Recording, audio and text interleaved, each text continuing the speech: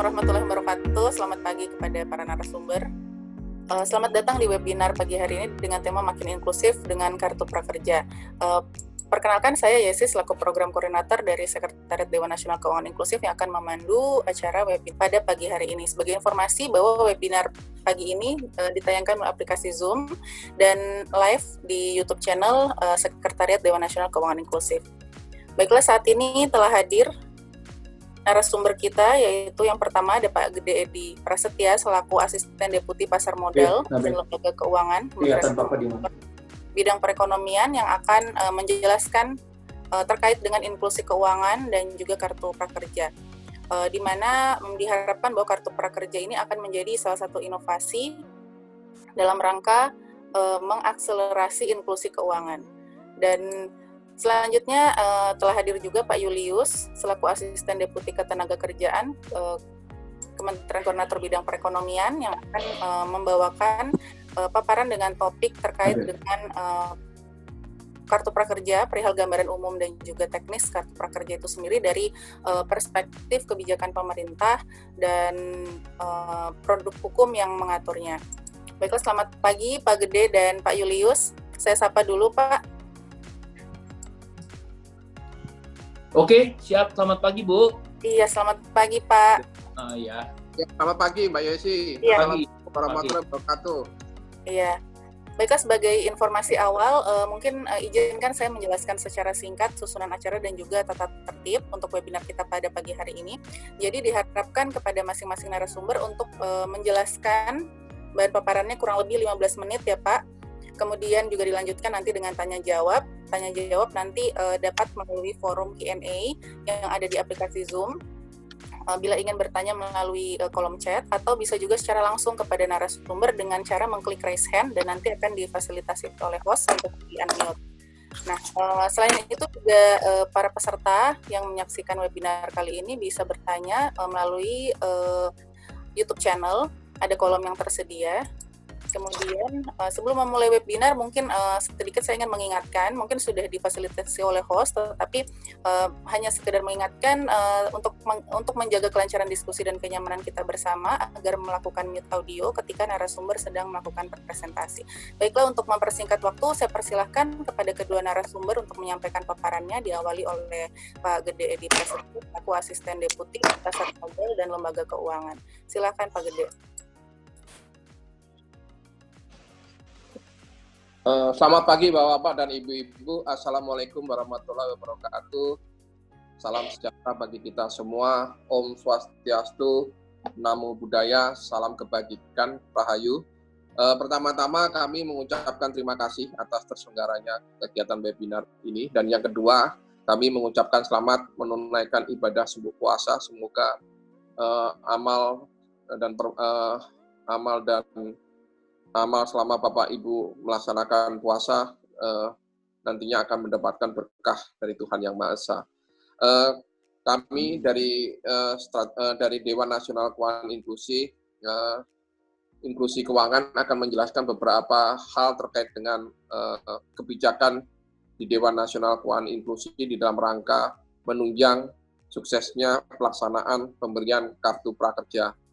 Jadi inklusi keuangan itu adalah suatu kondisi di mana masyarakat dewasa atau masyarakat yang sudah berumur dewasa dapat mengakses layanan keuangan formal secara mudah, secara murah dan dapat digunakan nantinya pada akhirnya digunakan untuk kesejahteraan bagi mereka yang bisa mengakses layanan keuangan ini.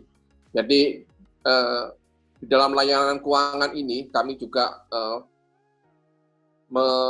menekankan perlunya menabung. Jadi kalau kita masyarakat bisa mengakses, kemudian dia bisa melakukan dari mengakses keuangan formal, lembaga keuangan formal, dia kemudian bisa melakukan menabung. Ya, kemudian yang kita harapkan mereka bisa menabung, karena menabung itu banyak sekali gunanya. Apalagi kalau kita lihat di masa-masa pandemi COVID-19 ini, menabung ini adalah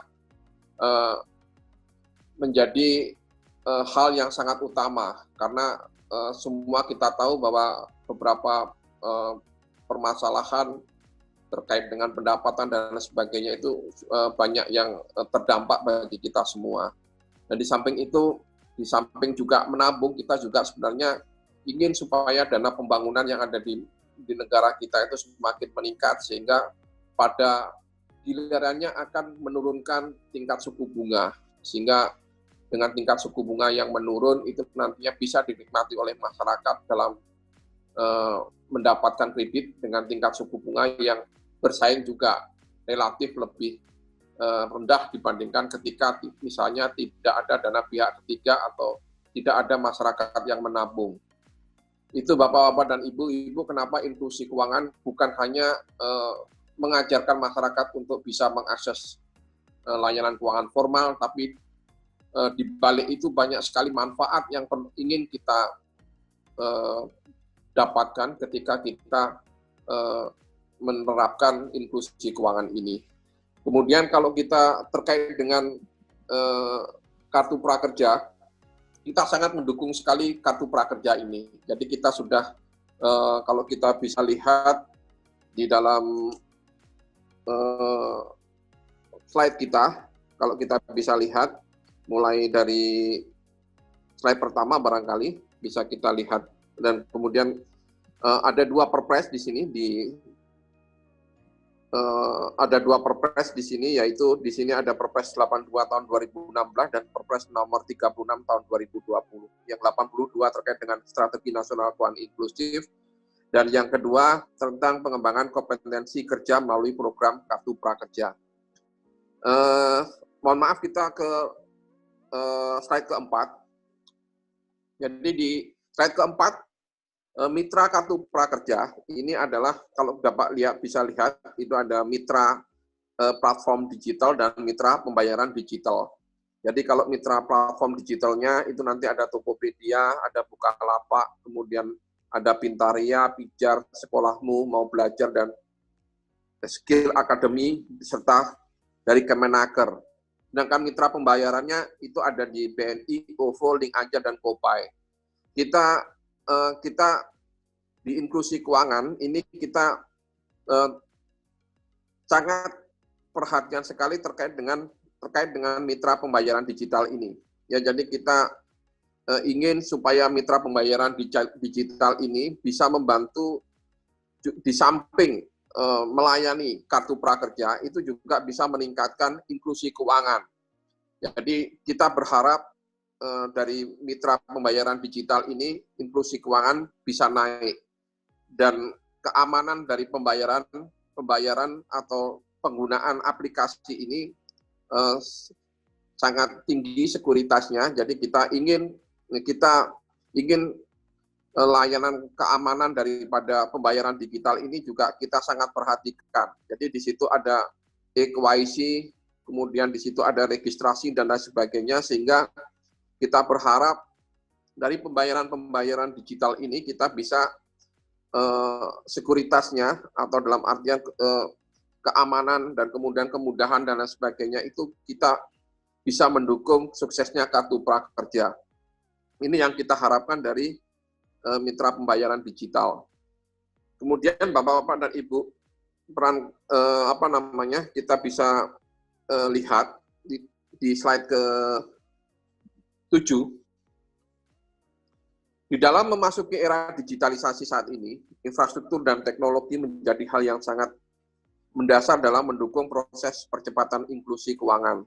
Semakin meningkatkan pemanfaatan infrastruktur dan teknologi, mengakibatkan adanya pergeseran perilaku masyarakat dari yang semula bertransaksi secara tunai beralih untuk bertransaksi secara digital. Apalagi kalau kita lihat dalam kondisi saat ini, dalam kondisi pandemi COVID-19, banyak informasi yang mengatakan bahwa pembayaran cash relatif menjadi transmisi penularan daripada pandemi COVID daripada 19. Sehingga kita meminimalisir resiko daripada penularan COVID-19 melalui pembayaran digital. Jadi dengan pembayaran digital ini kita berharap bisa mendukung masyarakat untuk bisa melakukan transaksi secara aman. Jadi kami juga sangat mendukung sekali apabila kartu prakerja ini juga memanfaatkan digital payment yang telah disediakan oleh program di dalam inklusi keuangan, sehingga mereka di samping aman secara transaksi, mereka juga aman secara kesehatan, karena tidak ada mereka tidak menyentuh uang kertas atau uang kertas, sehingga mereka yang disinyalir juga di situ menjadi transmisi daripada penularan COVID-19.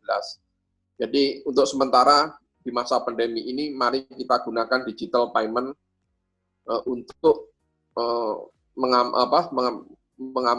mengamankan kesehatan kita sendiri. Ya, jadi itu yang kita ingin sampaikan. Kemudian berikutnya di slide ke-8, ya, jadi penyaluran dana kartu prakerja itu digunakan untuk melakukan pembayaran. Jadi kalau di sisi inklusi keuangannya, kita terkait dengan pembayarannya, kami sekali lagi berharap pada penerima kartu prakerja mohon secara bijaksana menggunakan dana yang berasal dari pemerintah ini, dan kami berharap dana yang disediakan oleh pemerintah tidak habis untuk konsumtif, tapi juga bisa digunakan sedikit misalnya untuk nantinya bisa dijadikan modal di dalam rangka untuk mengembangkan usaha mereka setelah mereka mendapatkan bantuan dari pemerintah. Kemudian berikutnya, kepemilikan ponsel, langsung aja kita ke slide ke nomor 11. Jadi kalau kita lihat pertumbuhan kepemilikan ponsel cerdas mendorong pertumbuhan pembayaran digital.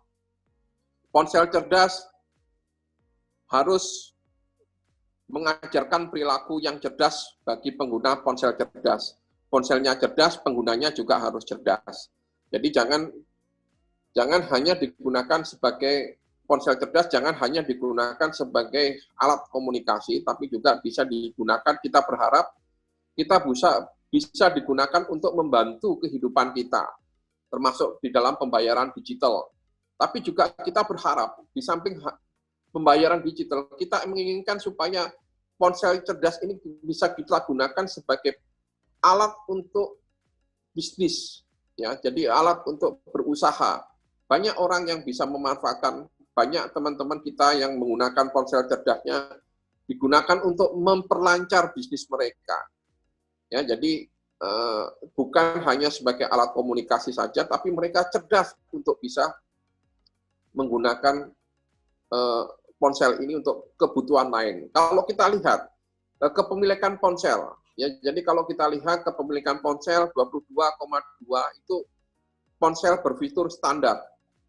Kemudian ada yang 5% itu ada feature phone, kemudian yang 46% itu ponsel cerdas. Jadi sangat tinggi sekali penggunaan ponsel cerdas. Dan ini sangat mendorong juga di dalam penggunaan digital payment. Jadi kita sangat mendukung teman-teman dari kartu prakerja untuk bisa memanfaatkan secara optimal ponsel cerdas ini. Ya, jadi sekali lagi dengan ponsel cerdas, perilaku pemakai ponsel cerdas juga harus cerdas. Ya, jadi itu yang kita harapkan dari penggunaan ponsel cerdas itu. Jadi tidak digunakan untuk hal-hal lain, apalagi yang sifatnya demonstration effect atau meniru-niru pola orang yang kehidupannya sudah mapan, sehingga jadi ponsel ini hanya sebagai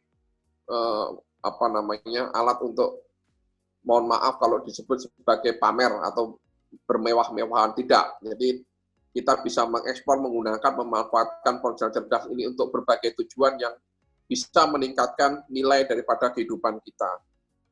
Kemudian berikutnya, penggunaan uang elektronik.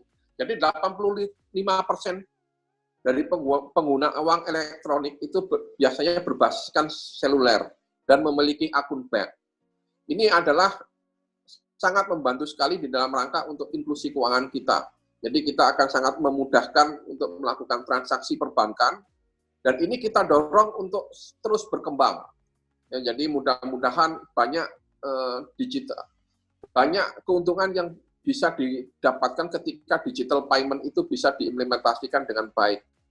Menjadikan uang elektronik berbasis seluler sebagai pintu kepada beragam layanan sangat penting untuk membangun kebermanfaatan alat pembayaran tersebut dan mengakselerasi inklusi keuangan. Jadi kita berharap dengan digital payment ini, apalagi dengan prakerja ini, bisa sangat membantu inklusi keuangan. Ya, jadi di samping inklusi keuangan di negara kita tinggi, para penerima manfaat kartu prakerja bisa memanfaatkan digital payment ini untuk transaksi mereka. Jadi banyak manfaat, terutama penghematan waktu yang bisa didapatkan ketika mereka melakukan digital payment ini. Kemudian berikutnya,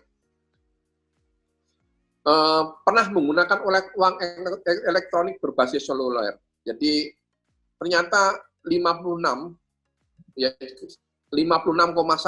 itu mereka menggunakan atau mengisi ulang uang elektroniknya itu pada counter Alfamart atau Indomart.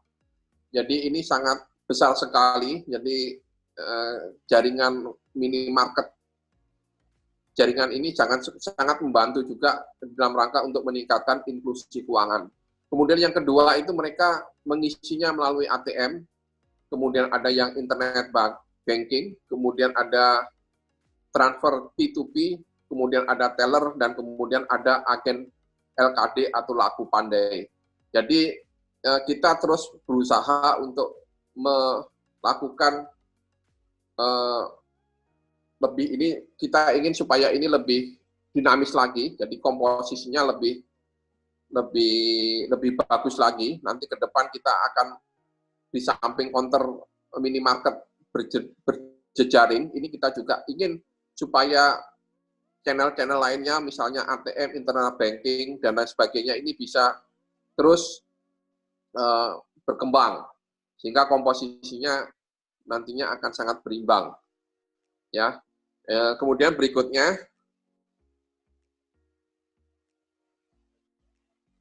penggunaan layanan keuangan di antara anak muda. Ya, kemudian kita lihat anak-anak muda sekarang tren kepemilikan ponsel cerdasnya sangat tinggi sekali, dan kita juga banyak melihat anak-anak muda ini yang sadar itu bisa menggunakan untuk menghasilkan uang, atau mereka bisa berusaha dengan baik. Penggunaan ponsel oleh anak muda itu terutama aplikasinya berbasis internet. Kemudian penggunaan tren uang elektronik di kalangan anak muda itu juga sangat tinggi. Jadi mereka lebih mengetahui uang elektronik berbasis seluler dan paling cenderung menggunakan uang elektronik berbasis seluler. Jadi kita juga sangat mengapresiasi teman-teman anak muda yang terus menggunakan uang elektronik ini dalam rangka untuk transaksi. Kemudian penggunaan akun bank, anak muda cenderung menggunakan tabungan, transfer, dan uang elektronik. Jadi ini ada suatu kemajuan, dan mudah-mudahan dengan bonus demografi, tren inklusi keuangan di kalangan anak muda ini juga sangat mendukung untuk kemajuan bangsa.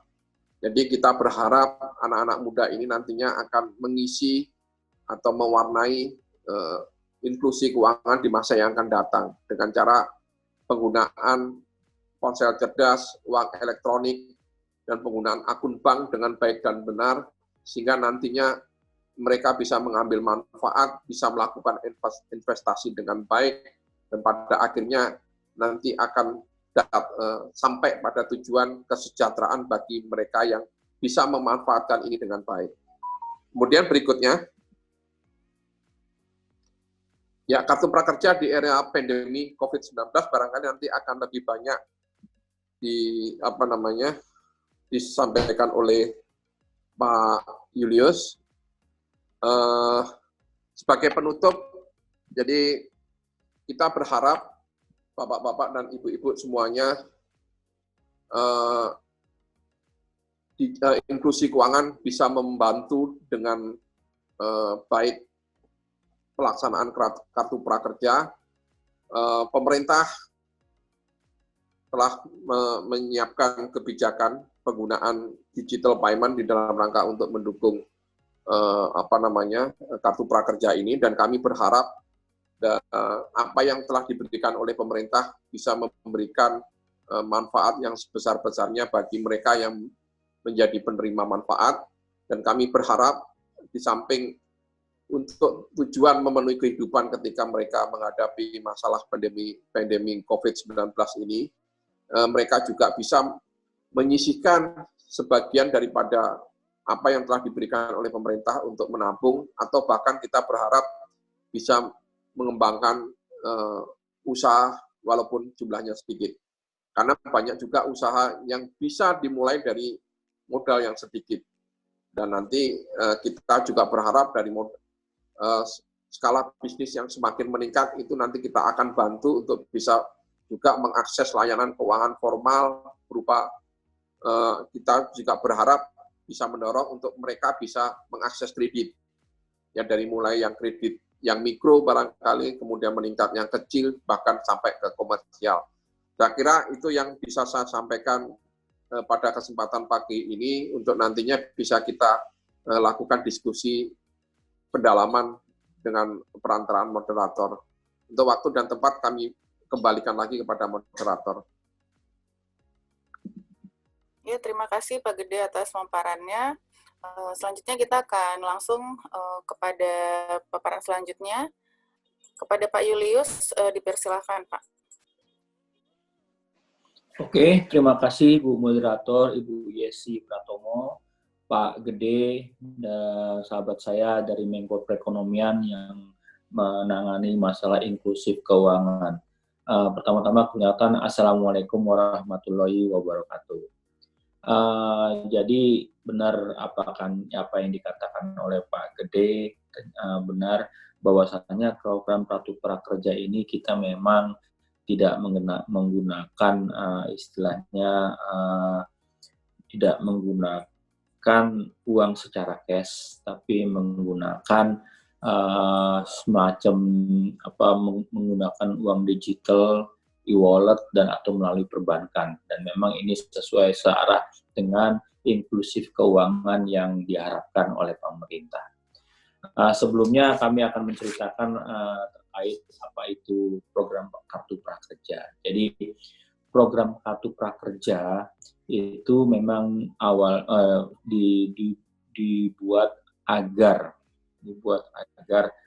upaya pemerintah untuk meningkatkan kualitas SDM. Karena pemerintah melihat hampir 60% angkatan kerja kita itu SMP ke bawah. Nah, untuk itu pemerintah melihat ini bagaimana kita harus meningkatkan kualitas mereka. Padahal kita saat ini sedang berada dalam posisi misalnya industri 4.0, pada saat ekonomi digital, dan saat ini juga kita berada dalam bonus demografi. Tanpa kita melakukan hal-hal tersebut, tentunya kita akan kehilangan momentum untuk meningkatkan kualitas SDM. Sehingga pemerintah melakukan namanya program Kartu Prakerja. Jadi untuk tujuannya adalah meningkatkan kompetensi. Siapa yang akan kompetensi kepada siapa? Pertama, kepada pengangguran. Kedua, kepada orang yang terkena PHK. Ketiga, juga untuk orang yang berupaya meningkatkan skill. Jadi terkadang misalnya dalam sebuah perusahaan, kita katakanlah misalnya di tekstil, dari sejak masuk sampai dia keluar kerjaannya hanya membuat kancing, itu banyak terjadi. Makanya diharapkan mereka jangan seperti itu, mereka harus juga skill-nya harus ditingkatkan. Ini yang perlu didorong. Jadi ada 3 hal tersebut. Nah, apa aja yang didapatkan dalam program Kartu Prakerja itu? Program prakerja itu akan mendapatkan pelatihan. Kedua, insentif, dan juga akan mendapatkan sertifikat pelatihan. Jadi ada 3 hal yang didapatkan dalam program Kartu Prakerja ini. Jadi jenis-jenis pelatihan itu bersifat pembekalan kompetensi kerja, peningkatan kompetensi kerja, dan alih kompetensi kerja. Itu yang dilakukan. Dan penerima kartu prakerja mendapatkan bantuan dalam bentuk saldo non-tunai pada platform digital yang telah mempunyai kesepakatan dengan komite dan atau dengan manajemen pelaksana kartu prakerja. Nah, itu yang kita dorong untuk program kartu prakerja ini. Bagaimana ini dari segi manfaat, bagaimana pembiayaannya? Jadi kalau terus siapa saja yang bisa ikut, itu tadi sudah dikatakan, dan pembiayaannya apa aja. Dalam program kartu prakerja, kita sebenarnya awalnya itu membuat skim jumlah rupiah nilai pelatihan itu sekitar antara 5 sampai 7 juta rupiah. Sedangkan insentif itu hanya sebesar 650.000 rupiah. Itu yang dibuat dalam Perpres dan Permenko yang kita arahkan, karena pada dasarnya program kartu prakerja ini adalah meningkatkan kualitas SDM-nya. Nah, selanjutnya bagaimana, siapa penyelenggara pelatihan? Jadi dalam kartu prakerja ini skimnya seperti begini, Bapak Ibu. Jadi di sini ada lembaga pelatihan, ada peserta, dan itu bertemu dalam pasar atau disebutkan marketplace. Marketplace-nya seperti apa? Yaitu ada menggunakan platform seperti platform Bukalapak, platform Ruang Guru, dan lainnya. Jadi di situ bertemunya antara demand dan supply. Di situ bertemu, kita menggunakan platform. Mirip seperti GoFood. Jadi kalau kita beli barang, misalnya beli barang dari misalnya ayam goreng, gitu kan, kita bisa melalui GoFood. Nah, begitu pun juga kartu prakerja, kita memberi pelatihan melalui perantara yang namanya platform. Nah, jadi berbeda dengan bentuk-bentuk pelatihan yang sebelumnya, yang saat ini juga sedang dilakukan oleh beberapa kementerian dan kementerian lembaga, di mana dananya langsung dimasukkan kepada lembaga pelatihan dengan dana APBN. Kalau ini dana APBN-nya agak berbeda, artinya kita tidak langsung memberikan kepada lembaga pelatihan, tapi peserta yang langsung memilih, Bapak Ibu. Jadi memilih melalui platform. Jadi ini yang dilakukan oleh melalui platform, sehingga dalam hal ini kita tidak secara langsung memberikan dana kepada lembaga pelatihan, tidak secara langsung memberikan kepada platform, tapi uangnya diserahkan langsung kepada pengguna, yaitu masyarakat yang pengangguran, yang terkena PHK dan lainnya. Jadi ini benar-benar ditentukan oleh mekanisme pasar. Nah, dalam hal ini lembaga pelatihan kita dorong ikut sebanyak-banyaknya dalam platform. Jadi kita dorong ikut sebanyak-banyaknya di dalam platform.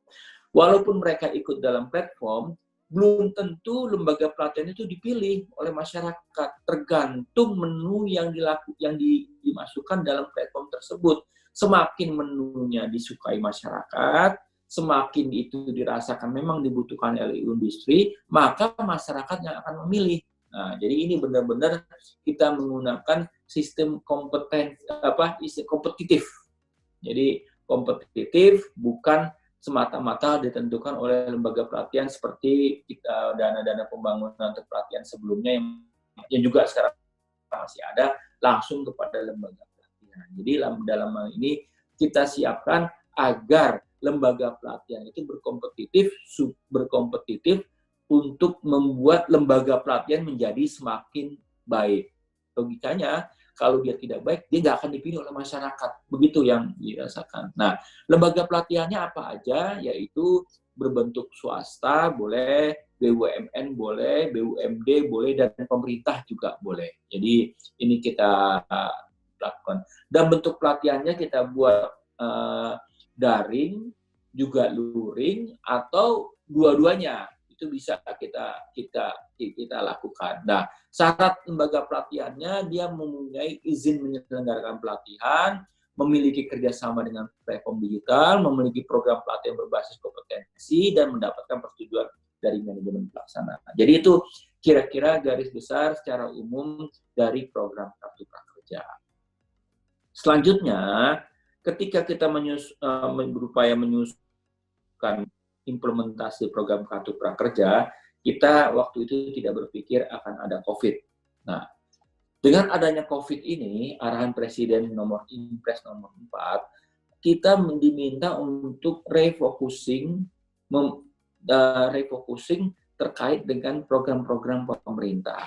Nah, akhirnya program Kartu Prakerja yang pada awalnya adalah meningkatkan kualitas SDM, meningkatkan keterampilan, agak bergeser menjadi semacam safety net, dan orang penerimaan manfaatnya juga sedikit berubah, seperti PHK. Ya benar, jadi orang terkena PHK, orang yang dirumahkan, dan fokus kepada UMKM.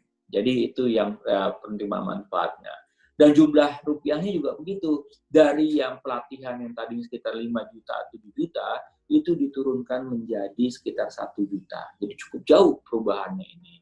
Selanjutnya, insentifnya ini terkait dengan program safety net dibuat menjadi cukup besar, yang tadinya sekitar 650.000 menjadi sekitar 2,5 juta. Nah, seperti dikatakan Pak Gede tadi, walaupun dalam program Kartu Prakerja yang saat kondisi COVID ini mereka mendapatkan manfaat uang untuk kebutuhan sehari-hari karena terkena COVID, diharapkan juga mendapatkan semacam kualitas peningkatan SDM, kualitas manusia juga meningkat dengan bentuk-bentuk pelatihan yang tentunya harganya juga tidak sebesar yang sebelumnya, dan juga fokus kepada bentuk pelatihan online dulu. Jadi pelatihan offline yang dulu kita buat agak ditinggalkan dulu sementara untuk masa COVID ini, fokus pada pelatihan online. Kenapa begitu? Kita kan dalam masa apa dikatakan PSBB.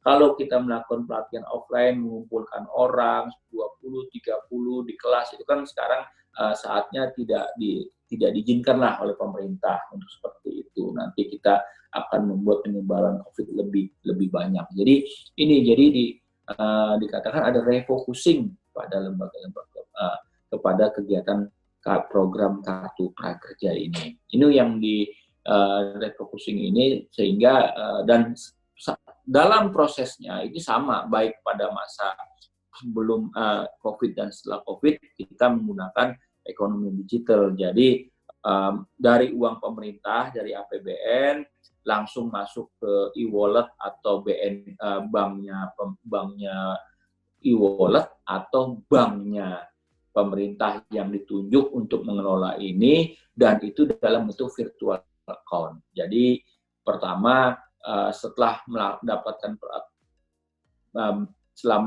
uang sekitar 3,5 juta dalam bentuk virtual account yang belum dalam bentuk cash, setelah itu mereka diharapkan mengikuti pelatihan. Pelatihan itu sebesar 1 juta, boleh diambil dalam bentuk yang 1 juta, boleh dipecah menjadi yang 300.000, 300.000, dan 300.000 berikutnya. Jadi boleh mengambil dalam bentuk pelatihan lebih dari 1. Nah, untuk pelatihan lebih dari 1, ketika mereka setelah melakukan pelatihan pertama, mereka mendapatkan insentif yang dibayar per bulan sebesar 600 kali 4 kali. Setelah itu, setelah mendapat insentif 600 kali 4, mereka juga mendapatkan semacam insentif setelah mengisi kuesioner. Apa tujuan kuesioner itu? Dengan kuesioner ini kita akan melihat kesesuaian apakah program kerja ini kita berjalan dengan baik, apakah sesuai dengan apa yang ingin rakyat dan pemerintah, sehingga kita dari question ini kita akan membuat program ke depan ini menjadi lebih baik.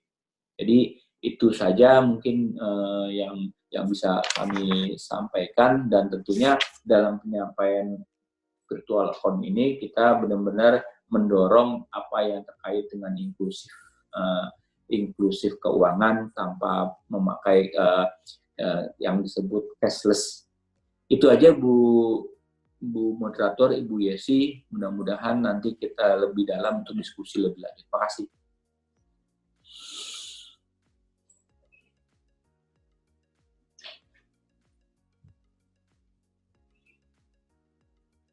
Terima kasih, Bu. Terima kasih banyak Pak Julius atas pemaparannya.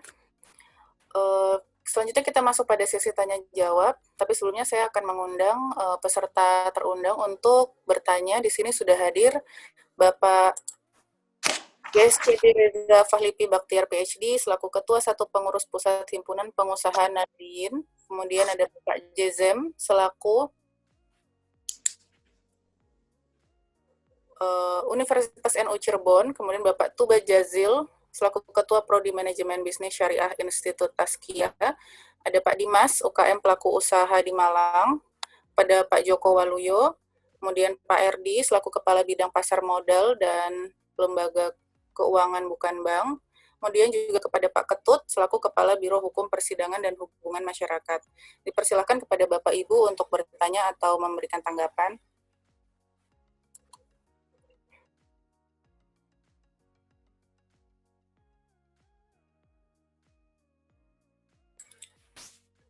Jika yang memberikan pertanyaan atau tanggapan bisa melalui kolom chat atau mengklik raise hand dan nanti akan di-unmute oleh host.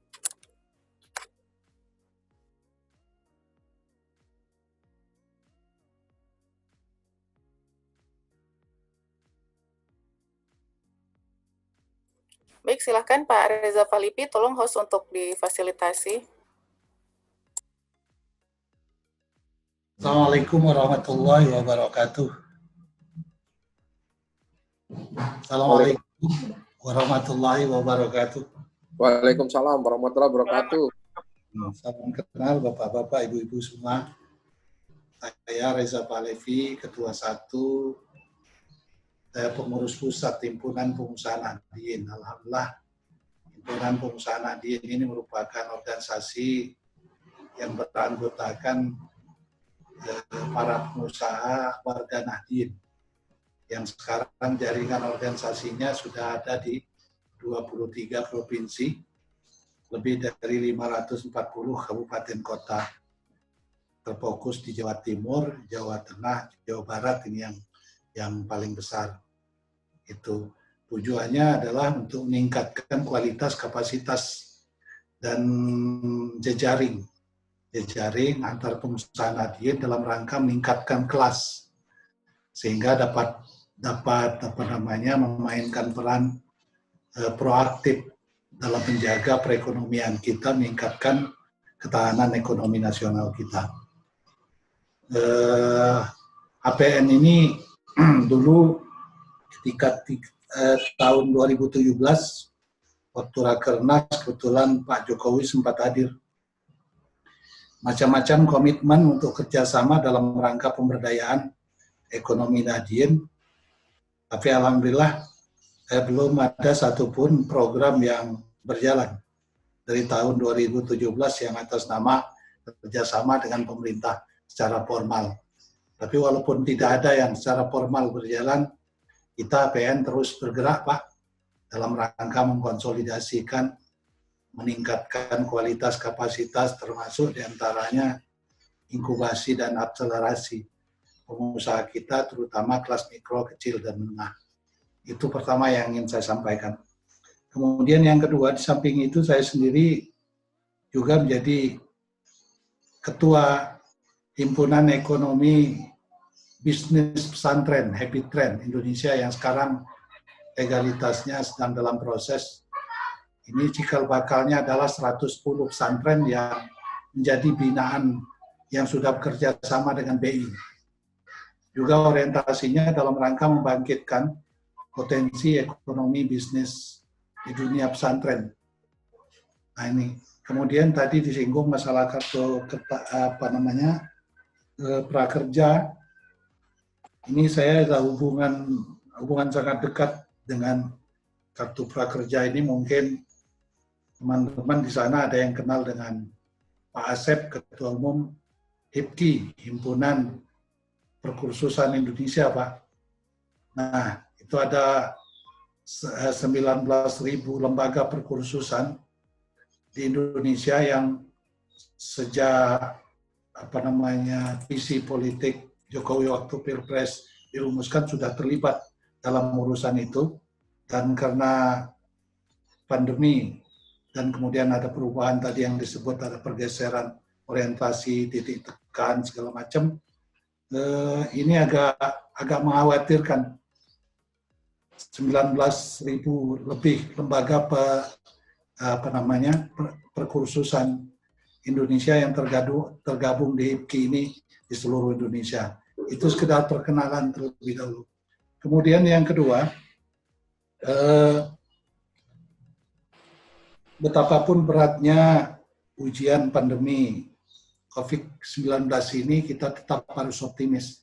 Dan saya setuju dengan langkah-langkah yang diambil oleh pemerintah, bagaimana mengubah masalah ini menjadi peluang dan menjadi titik start untuk kita perbaikan ke masa depan. Saya pikir COVID-19 ini tergantung kacamata yang kita gunakan, dan kalau saya melihat bahwa pandemi COVID-19 ini merupakan 50% itu merupakan rahmat bagi bangsa kita. Dengan potensi generasi muda kita yang demikian besar, kemudian kita masuk era 4.0 dan kemudian sedang menggalakkan digitalisasi termasuk dalam aspek transaksi keuangan. Ini saya pikir itu cara pandang kita. Kemudian yang ketiga yang ingin saya sampaikan, dalam kapasitas saya sebagai, mohon maaf ini suara agak turun, tapi nggak ada kaitannya dengan, insya Allah nggak ada kaitannya dengan corona ini. Hanya karena sahurnya semalam agak terburu-buru. Dalam kapasitas saya sebagai ketua organisasi dan wakil dari teman-teman di organisasi yang saya sebut tadi, apa yang bisa kita bantu pada pemerintah, kami siap bekerja sama untuk itu. Dan untuk kaitannya dengan digitalisasi, kebetulan HPN itu memiliki aplikasi. Nama aplikasinya Grandfits. Grandfits ini merupakan aplikasi multifungsi dalam rangka membackup kegiatan bisnis daripada anggota kita, termasuk membackup organisasi dalam direktori. Bisa dilihat di sini, termasuk marketplace-nya ada, kalau mau chat juga ada, kemudian payment-nya kemarin juga ada, tapi belum berkembang, dan kemudian karena masuk khusus untuk kita berpartisipasi untuk memberikan berita yang valid, terupdate tentang COVID, sehingga di dalam aplikasi kita ini ruang untuk payment itu sementara masih kita benahi. Jadi juga bisa bantu. Kemudian juga untuk kepentingan sosialisasi. Jadi kita juga sudah punya jaringan online dan sudah bisa diinstal di Play Store, di macam-macam perangkat yang memungkinkan itu. Saya pikir itu gambaran umum dulu. Jadi intinya kita senang dengan langkah-langkah yang diambil oleh pemerintah. Saya pikir pemerintah sudah ada di garis yang benar. Yang kedua, kita tetap optimis menatap masa depan. Insya Allah ujian dari Allah ini merupakan titik start kita untuk bangkit lebih dahsyat lagi ke depan.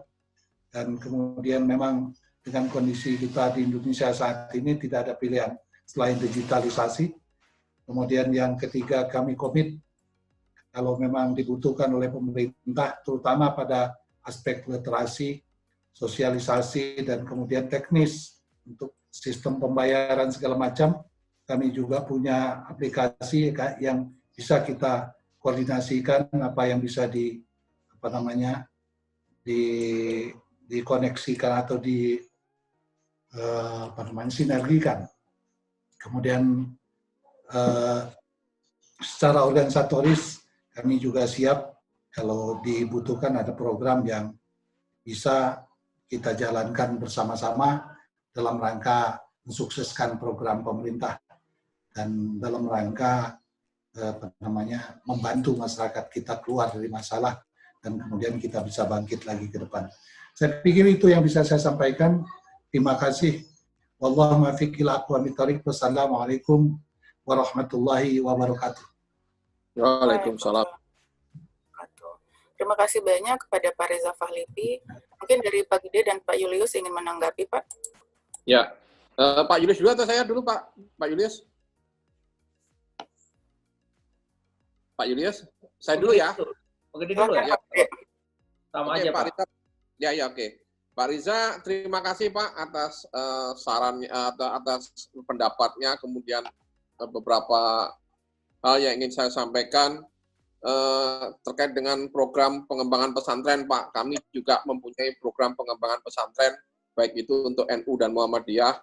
Dan kebetulan di sini ada Pak Erdi Rio, nanti yang barangkali Bapak nanti bisa bersinergi dengan program-program beliau, karena kita ingin masalah inklusi keuangan ini juga bisa diimplementasikan di pondok pesantren, Pak. Jadi santri bukan hanya mencari ilmu untuk untuk bekal hidupnya, tapi juga kami juga memberikan bekal kepada mereka untuk bisa nantinya mengakses keuangan formal. Dan ini saya yakin akan berguna ketika nanti mereka turun ke masyarakat. Jadi kami ada sampai tahun 2024 itu ada sekitar 3.300 pesantren yang akan kami coba bina. Ya, kita coba melakukan pembinaan kepada pondok pesantren itu. Kita melakukan inklusi keuangan di pondok pesantren itu. Jadi semoga nanti para santri ini di samping mereka dapat bekal agama juga bekal untuk kehidupannya nanti, Pak. Terutama nanti ketika mereka bisnis itu sudah mengerti kira-kira produk-produk apa, produk-produk perbankan apa, produk-produk keuangan apa yang mereka bisa akses ketika mereka mengembangkan bisnisnya. Ya, jadi inklusi keuangan ini saya yakin dan semoga kedepannya ini akan memberi manfaat, Pak, bagi para santriawan atau santriwati di pondok pesantren ini, Pak. Saya kira itu barangkali nanti program yang bisa kita sinergikan antara tempat Bapak dengan di kantor kami, Pak. Pak Julius, monggo, Pak. Oke, begini Pak. Terima kasih Pak Gede dan Pak Reza Fahlipi, Pak Bakhtiar yang saya hormati. Terima kasih atas masukannya. Gini Pak, bentuk program-program pelatihan yang ada pada lembaga pemerintah, ini Pak Presiden menginginkan ada suatu metode baru, arah baru. Dulu misalnya saat ini juga masih ada lembaga-lembaga pelatihan yang mana dananya langsung diarahkan pada lembaga-lembaga pelatihan yang pemerintah. Seperti ada BLK, ada juga lembaga pelatihan milik Kementerian Perindustrian, lembaga pelatihan milik Kementerian Pertanian, dan lainnya. Nah, dalam kartu prakerja ini, Pak Presiden menginginkan agar lembaga-lembaga pelatihan swasta juga didorong dan bahkan menjadi prioritas oleh Pak Presiden. Jadi swasta itu didorong agar kualitasnya menjadi meningkat dan berkompetitif. Karena meningkat dan kompetitif, kenapa seperti itu? Karena berbeda dengan bentuk kebijakan yang sebelumnya, bahwasannya masyarakat yang memilih apakah lembaga pelatihan tersebut digunakan atau tidak. Kalau lembaga pelatihannya mempunyai menu yang baik, misalnya dari kurikulumnya, dari instrukturnya yang baik, maka akan dipilih oleh masyarakat. Jadi benar-benar berdasarkan kompetitif. Nah, seperti Bapak bilang, tadi ada 19.000 lembaga pelatihan yang di bawah binaan Pak Reza sebagai ketua dari Nadilin ini, maka kami sangat mendorong 19.000 lembaga pelatihan itu, mari sama-sama mendaftar kepada platform yang bekerja sama dengan pemerintah. Silakan masukkan ke sana. Ya, apa yang dimasukkan? Pertama daftar, setelah itu tunjukkan konten-konten pelatihannya, berapa lama waktunya, dan berapa biaya yang disampaikan, bisa diberikan. Dan untuk masa COVID ini, yang mungkin kita berharap tidak terlalu lama, ini masa COVID-nya paling tinggi biaya pelatihannya adalah 1 juta. Dan itu bisa dipecah-pecah antara 300 atau 400. Jadi ini benar-benar masa COVID ini bentuk pelatihannya dibuat 1 juta dengan harapan begini, seperti tadi Bapak bilang tadi, kita saat ini berada dalam masa pandemi yang berat ini. Tapi itu menjadi rahmat kita. Dengan adanya bentuk program kartu prakerja yang agak di-switch menjadi semacam safety net, tetap tapi kita menginginkan kualitas SDM kita meningkat. Nah, ini dengan metode-metode semacam pelatihan online, maka 19.000 lembaga pelatihan Bapak miliki yang sudah bekerja sama dengan Bapak, silakan daftar. Nanti platform dan PMO dari lembaga pelatihan yang terkait program kartu prakerja ini nanti akan menentukan kira-kira apa yang bisa dipilih atau tidak. Nanti ada kriteria-kriteria tertentu yang bisa dimasukkan di dalam platform. Itu saja Pak Reza, mungkin nanti kita akan diskusi lebih lanjut. Makasih. Nambah Mbak Yesi, saya ada yang saya sampaikan. Ya, silakan Pak. Ya, Pak Riza, jadi kami ada di tahun 2024 ada 3.300 pesantren. Bapak pasti bertanya, gimana caranya supaya mereka bisa kita bisa melakukan sosialisasi di 3.300 pesantren itu dengan resources yang sangat terbatas. Kami menempuh cara seperti di Prakerja, Pak. Jadi nanti kami melalui official TV DNKI ini nanti akan menyediakan konten-konten terkait dengan lembaga keuangan formal syariah. Misalnya terkait dengan BRI Syariah, nanti BRI Syariah yang mengisi kontennya. Mekar Syariah, nanti PNM yang akan mengisi kontennya. Pegadaian Syariah, nanti PT Pegadaian yang akan mengisi kontennya. Kemudian misalnya terkait dengan fintech amanah, nanti amanah yang akan mengisi kontennya. Begitu seterusnya. Nanti ketika para pesantren-pesantren ini bisa mengakses atau belajar langsung dengan yang ada di official TV ini, Pak. Nah, kemudian bagaimana kalau misalnya mereka memerlukan adanya interaktif, itu nanti kita akan hadir bersama-sama melalui kayak webinar ini. Jadi dengan cara seperti itu, sehari bisa jadi kita bisa 3 atau 4 kali melakukan interaktif dengan pondok pesantren yang bersangkutan tanpa kita hadir secara langsung. Kalau hadir secara langsung, itu satu pondok pesantren memerlukan 3 hari perjalanan dinas, Pak. Dan itu biayanya sangat tinggi sekali. Kami mengadopsi cara-cara seperti yang ada di Kartu Prakerja, apalagi di masa pandemi ini, kita menggunakan platform digital untuk melakukan perluasan informasi.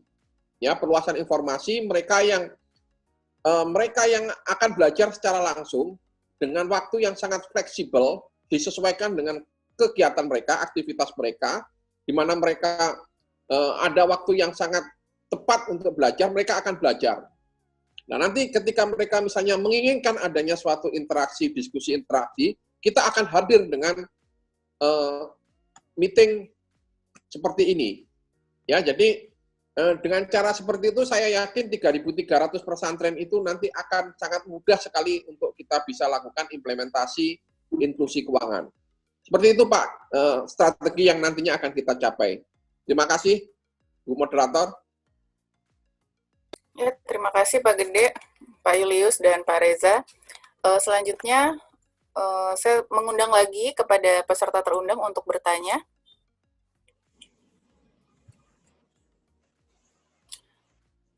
Jika belum ada, maka saya akan langsung ke pertanyaan yang sudah rame di live chat YouTube. Pertama kita akan ambil 3 pertanyaan dulu, 2 pertanyaan untuk Pak Julius dan 1 pertanyaan untuk Pak Gede, Pak. Pertanyaan pertama, bagaimana upaya program Kartu Prakerja atau pelatihan untuk link and match dengan kebutuhan industri Indonesia sehingga peserta dapat terserap bekerja secara langsung? Ini pertanyaan untuk Pak Julius. Kemudian yang kedua, bagaimana proses seleksi kartu prakerja, Pak? Beberapa sumber mengatakan pemilihannya secara acak. Boleh tahu variabel utama pemilihan pesertanya seperti apa? Saya persilakan Pak Julius dulu untuk menjawab, Pak. Oke, yang pertama terkait dengan apa tadi Bu? Masalah apa? Kurang jelas saya tadi. Yang pertama? Pertama terkait link and match, Pak. Oh gitu, link and match. Oke. Gini, Bu, Bapak-Bapak, Ibu, terkait dengan link and match, dalam program Kartu Prakerja, salah satu tujuannya adalah persoalan yang dihadapi oleh masalah tenaga kerjaan kita. Yaitu apa? Hampir 50% bentuk-bentuk pelatihan dan pendidikan yang ada saat ini tidak match dengan apa kebutuhan industri. Dan BPS itu menyatakan hampir 50%. Nah, salah satu untuk menghilangkan ini, maka salah satunya kita membuat program Kartu Prakerja. Gimana caranya? Caranya pertama, ini mengingat masa pandemi ini belum bisa kita lakukan karena ada suatu perbedaan. Dalam Permenko dan Perpres ini kita diharapkan pelatihan-pelatihan yang nanti dipilih oleh PMO, artinya manajemen pelaksana Kartu Prakerja, yang diarahkan adalah yang sesuai dengan kebutuhan pasar tenaga kerja saat ini, sesuai dengan kebutuhan industri. Jadi silakan kepada lembaga-lembaga pelatihan berpikir, juga melakukan riset kecil-kecil, kira-kira lembaga saat ini masyarakat membutuhkan apa sih? Dan juga masyarakat membutuhkan apa ke depan? Ya, misalnya kalau kita tahu bahwa misalnya saat ini masalah coding itu sangat dibutuhkan karena saat ini ahli-ahli coding di Indonesia ini belum bisa bersaing dengan ahli-ahli coding dari luar negeri. Nah, misalnya begitu. Jadi, mari kita lembaga pelatihan berusaha membuat pelatihan-pelatihan seperti ini. Kedua, misalnya kalau pernah kita lihat banyak kebutuhan misalnya ahli las di bawah laut. Ini sangat dibutuhkan saat ini, tapi ahlinya kita belum ada. Nah, ini contoh-contoh yang memang sesuai dengan kebutuhan industri yang diharapkan. Nah, tentunya yang saya katakan tadi belum sesuai dengan masa pandemi ini. Kalau dalam masa pandemi ini tentunya pelatihan-pelatihan yang singkat dan sangat relevan dalam kondisi pandemi, misalnya bagaimana membuat masker, bagaimana membuat hand sanitizer dan membuat APD. Nah, ini yang saat ini. Jadi apa yang masa pandemi ini seharusnya dianggap semacam masa darurat yang banyak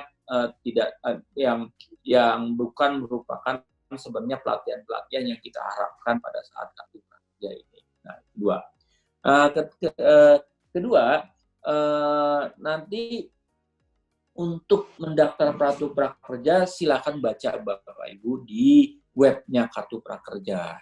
Itu silakan mendaftar, setelah itu akan diseleksi, ada semacam tes-tes ringan yang sebenarnya nggak begitu sulit, dan tentunya nanti sulit itu setelah dapat sesuai dipilih mengisi waktu tunggu. Nah, ini yang kami bisa sampaikan. Terima kasih Bu Yesi. Ya, terima kasih Pak Julius. Dan untuk pertanyaan untuk Pak Gede, Pak, terkait dengan efektivitas Kartu Prakerja ini dalam meningkatkan inklusi keuangan. Silakan Pak.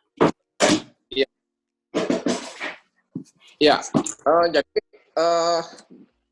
kartu prakerja, ya jadi kartu prakerja ini sangat mendukung inklusi keuangan. Jadi efektivitasnya saya yakin akan sangat tinggi sekali, ya karena mereka yang belum bisa melakukan mengakses layanan keuangan formal itu nanti dengan adanya mereka ikut kartu prakerja, mereka akan harus mempunyai account. Ya, account ini nantinya tentunya akan memerlukan registrasi, dan registrasi itu di samping registrasi juga ada e-KYC-nya juga perlu dilakukan, sehingga kami yakin dengan adanya kartu prakerja ini ya dan menggunakan digital payment dan layanan keuangan formal lainnya yang disediakan, itu saya yakin efektivitasnya akan sangat bagus sekali, sangat baik sekali untuk mendorong inklusi keuangan di Indonesia. Jadi kita di samping untuk memberikan kartu prakerja, kita juga sembari memberikan kartu prakerja, kita juga memberikan pelajaran atau kita memberikan pengalaman kepada mereka untuk supaya bisa mengakses layanan keuangan formal dengan baik. Jadi ada dua manfaat ketika mereka mengikuti kartu prakerja, di samping mereka bisa memanfaatkan benefit dari kartu prakerja itu, juga mereka bisa mengakses layanan keuangan formal.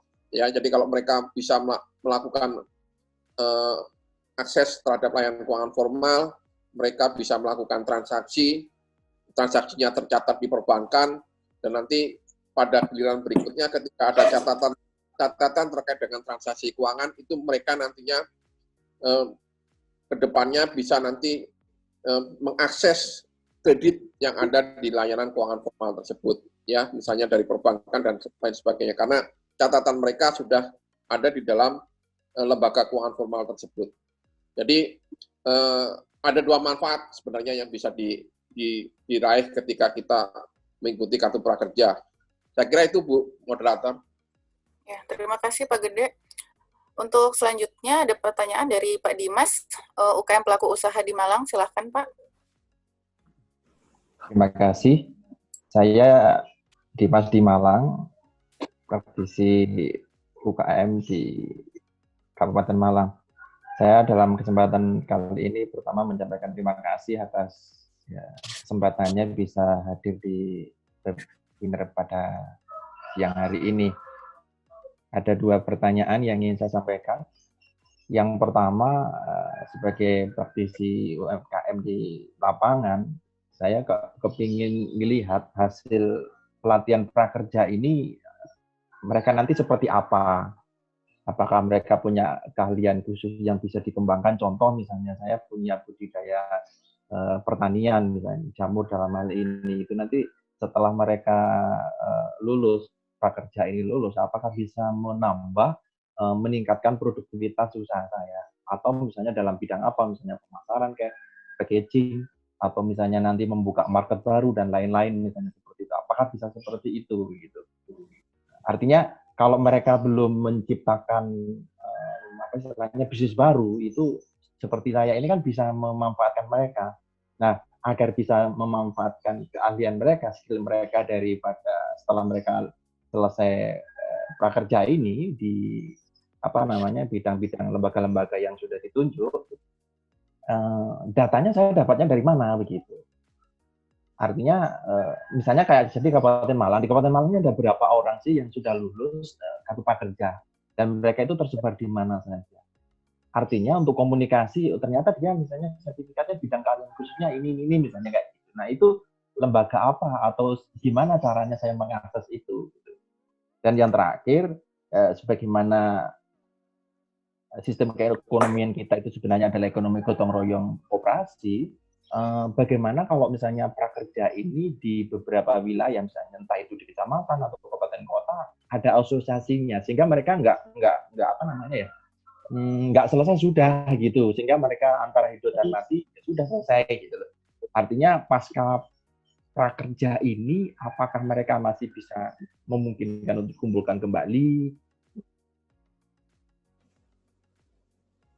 butuhkan keahlian khususnya mereka ini saya bisa mengakses itu mudah gitu kalau mereka ada wadahnya. Gitu. Terima kasih. Terima kasih Pak Dimas. Ya, dipersilakan kepada Pak Julius dan Pak Gede ini terkait aksesibilitas dan keberlanjutan program, Pak. Ya, Pak Julius duluan, monggo Pak. Pak Gede aja dulu, nggak apa-apa. Oke. Pak Dimas, selamat datang Pak Dimas. Saya senang sekali dengan upaya yang Pak Dimas lakukan. Jadi produksi jamurnya sangat bagus sekali.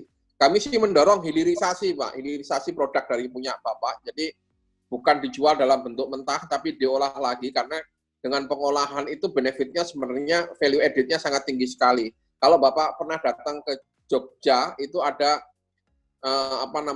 di samping dia menghasilkan jamur, dia juga punya rumah makan jamur, Pak.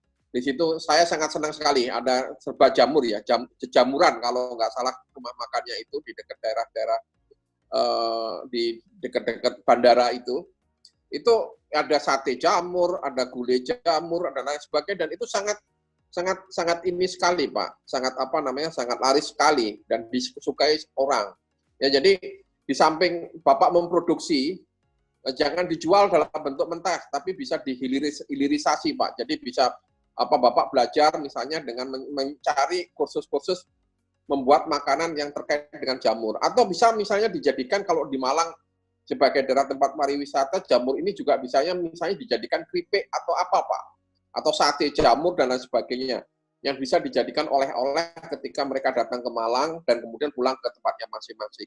Jadi kalau Bapak ingin memanfaatkan kartu prakerja dan lain sebagainya, saya kira link and match, cari pendidikan yang sesuai dengan produk yang Bapak sekarang hasilkan. Jadi hilirisasi produknya, ini yang mesti harus Bapak dapatkan, karena keuntungan hilirisasi produk ini lebih tinggi daripada kita hanya menanam, ya, jadi petani dan lain sebagainya. Karena benefitnya, value added-nya dari sisi nilai monetisasinya atau dari duitnya itu sangat tinggi sekali ketika orang mengolah bahan baku menjadi produk-produk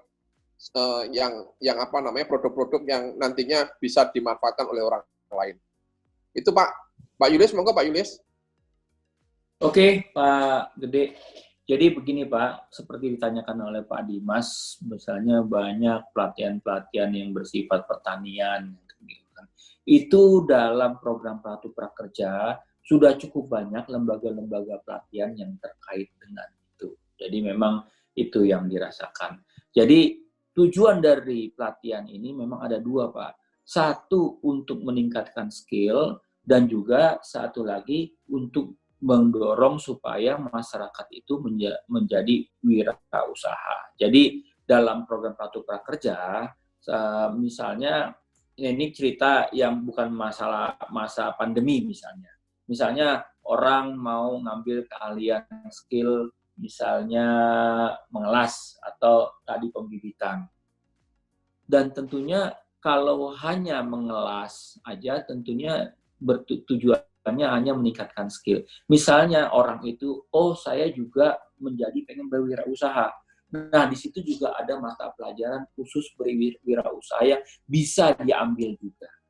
Gitu. Misalnya ambil 2 wirausaha. Dan misalnya mereka juga menjual produknya sampai ke luar negeri.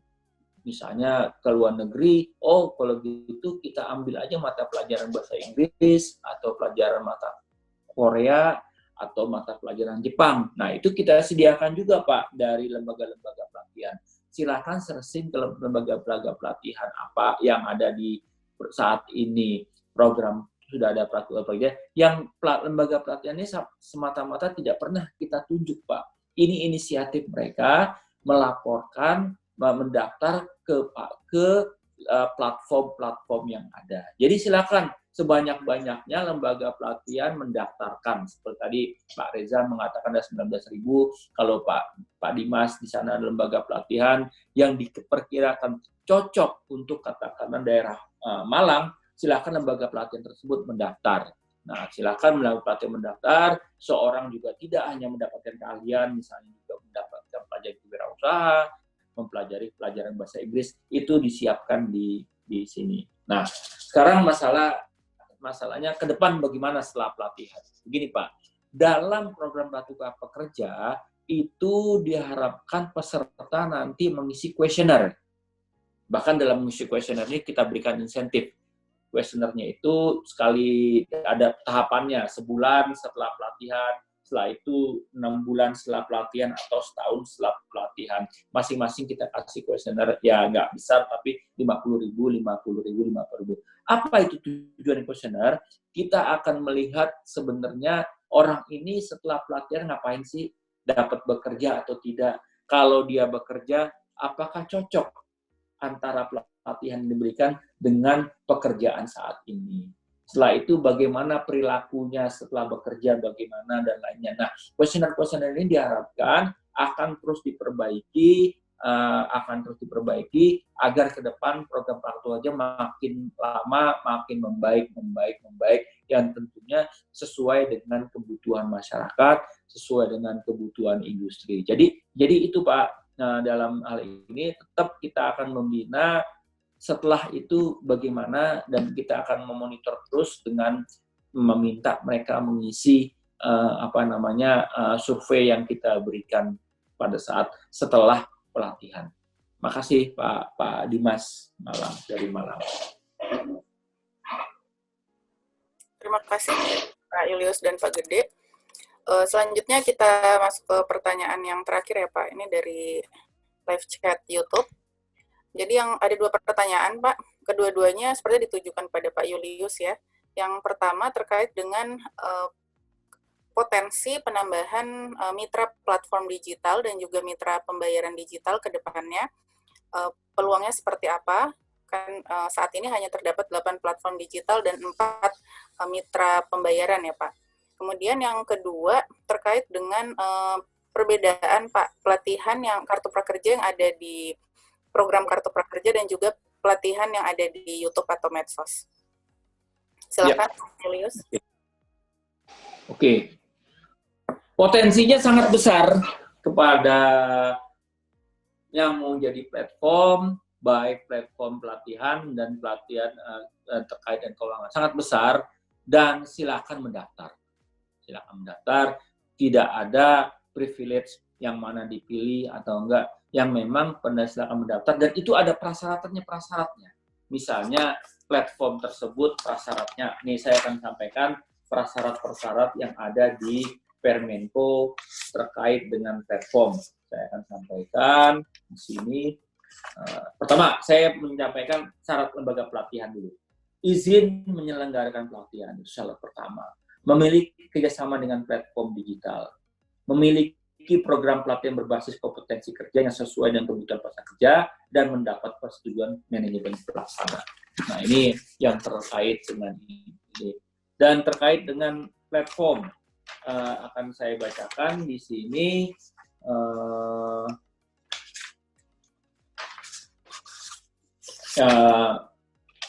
Menjadi platform itu prasyaratnya dalam Permenko dikatakan bahwasannya berskala nasional, mempunyai portal, dan sesuai dengan kriteria IT yang diminta oleh manajemen pelaksana. Di situ ada, silakan dibaca di Permenko tersebut, ada prasyarat-prasyarat yang harus diikuti, dan itu terbuka, bebas, tidak ada penunjukan, tidak ada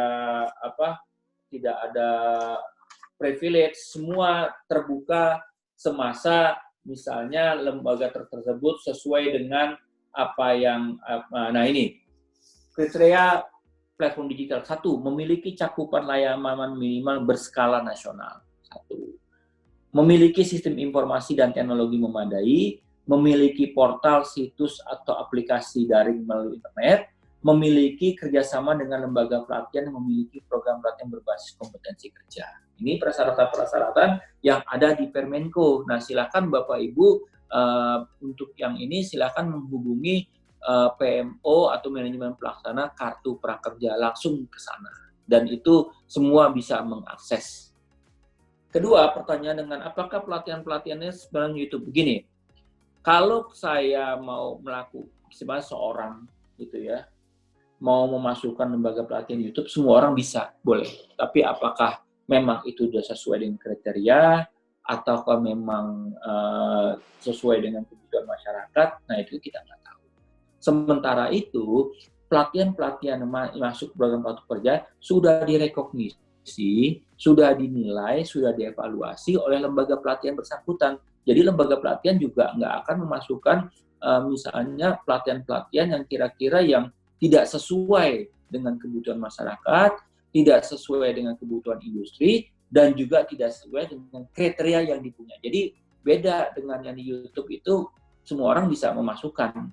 Nah, belum lagi dalam yang YouTube itu ada pelatihan yang misalnya dari lembaga-lembaga Harvard atau yang lembaga internasional, itu kan pakai bahasa Inggris lagi. Nah, belum tentu bagi masyarakat kita itu belum tentu bisa diambil. Walaupun ada juga yang bisa bahasa Inggris bisa diambil, nah silakan masyarakat yang menentukan mau ambil yang di YouTube silakan, mau ambil yang di sini silakan, tapi yang konten-konten yang ada di dalam Kartu Prakerja ini kita ada yang dari high skill sampai low skill. Dan ini kenapa begitu? Karena masyarakat kita kan banyak menyebar. Ada juga yang pengen yang dalam masa COVID ini pengen belajar computer science, ada komputer bahasa coding, ada juga karena kan kita nggak tahu masyarakat walaupun COVID tetap aja mau belajar juga. Jadi gitu. Jadi nggak semua juga dan yang paling penting apa yang telah masuk ke lembaga pelatihan Kartu Prakerja sudah direkognisi, sudah dipilih oleh dengan seksama dengan teliti. Makasih. Begitu Bu Yeni. Terima kasih Pak Julius. Saya kembali membuka kesempatan ya untuk bertanya. Ini ada 19 partisipan. Saya mengundang Mas Rafili mungkin bila ingin bertanya. Ada Novita, Nadia, Rahman, Pak Johari, Pak Erdi, Pak Joko, ada Kasdepan Multilateral Deputi 7, kemudian ada Irma, Amiril, Alif, Mbak Aisyah, disilahkan.